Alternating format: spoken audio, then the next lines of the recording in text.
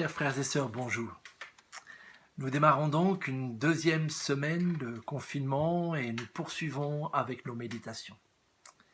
La semaine dernière, lundi, je vous ai encouragé à pratiquer une discipline spirituelle que j'aime beaucoup, que le Seigneur Jésus nous invite à développer. C'est celle d'une vie de prière dans le lieu secret.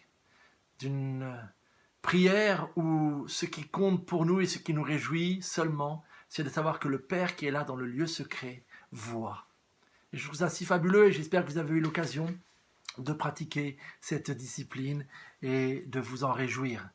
Pour ce matin, j'aimerais vous encourager avec une autre discipline que j'aime énormément et dont l'importance m'est apparue souvent en lisant des biographies de chrétiens persécutés qui partageaient notamment dans leurs moments de confinement en prison, dans des cellules, où la mémorisation de la parole de Dieu est devenue tout d'un coup source de réconfort.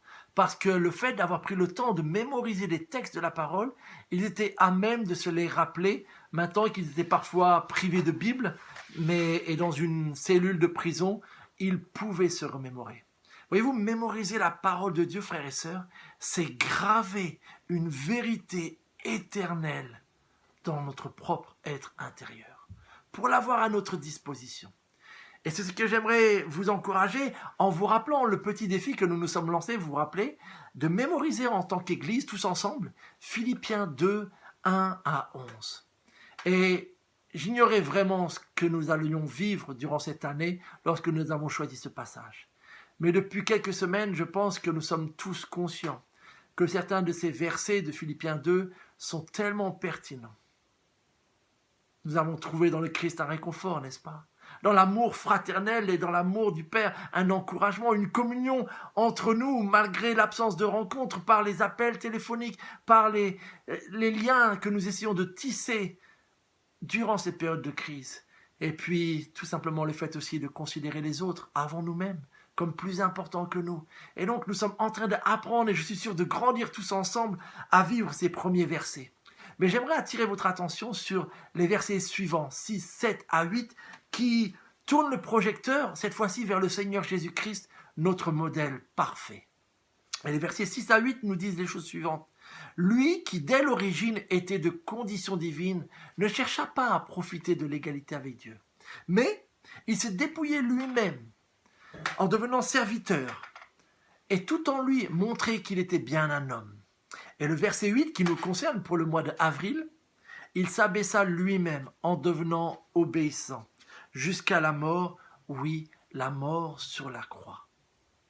Le Seigneur Jésus-Christ est notre propre modèle. Et j'aimerais vraiment vous encourager aujourd'hui à prendre le temps de mémoriser et de méditer ces versets si importants sur notre Seigneur Jésus-Christ. Je vous partage juste ce qui m'a fait du bien en méditant le verset 8, c'est cette expression « il s'abaissa lui-même ». Nul n'a imposé à Jésus le chemin de croix qu'il a pris à Pâques. Nul n'a imposé à Jésus l'humilité, l'abaissement dans lequel il a vécu tout au long de sa vie. Il l'a décidé. C'est un choix qu'il a fait. Et notez qu'on observe quelque chose d'assez intéressant ces dernières semaines.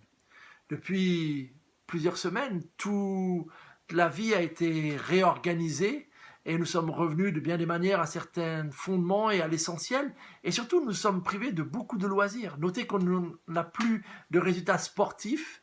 Et ce qui est assez intéressant, c'est qu'on se rend compte qu'avec cette crise-là, tout d'un coup, ce qui est un peu superflu, finalement, on arrive à s'en passer.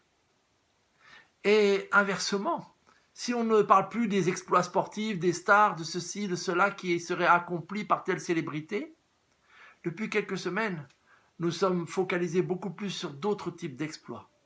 Ceux notamment qu'accomplissent le personnel médical, ceux qui prennent soin des malades, ceux qui prennent soin des personnes âgées dans les EHPAD, mais aussi tous ceux et celles qui continuent à exercer leur activité professionnelle malgré les conditions, dans les magasins, à la caisse, etc., etc.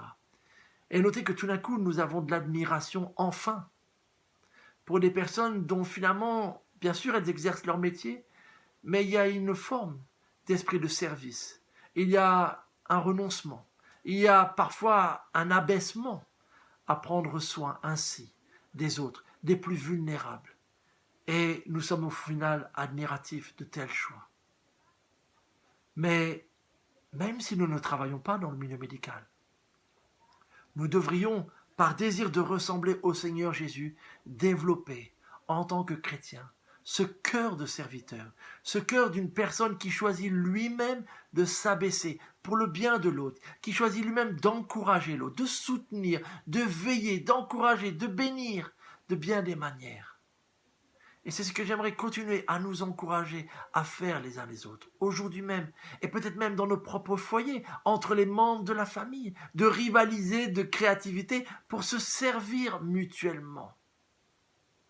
Le Seigneur ne nous l'impose pas, mais c'est un chemin qu'il a lui-même choisi et qu'il nous invite à emprunter avec lui. Alors mémorisons la parole de Dieu et demandons-lui la grâce de grandir dans un cœur de serviteur qui se réjouit de prendre soin de l'autre, de bénir, de soutenir l'autre. Car c'est ce qui convient lorsqu'on est unis à Jésus-Christ. Que le Seigneur vous bénisse et vous accorde une journée en sa présence. Je prie pour vous.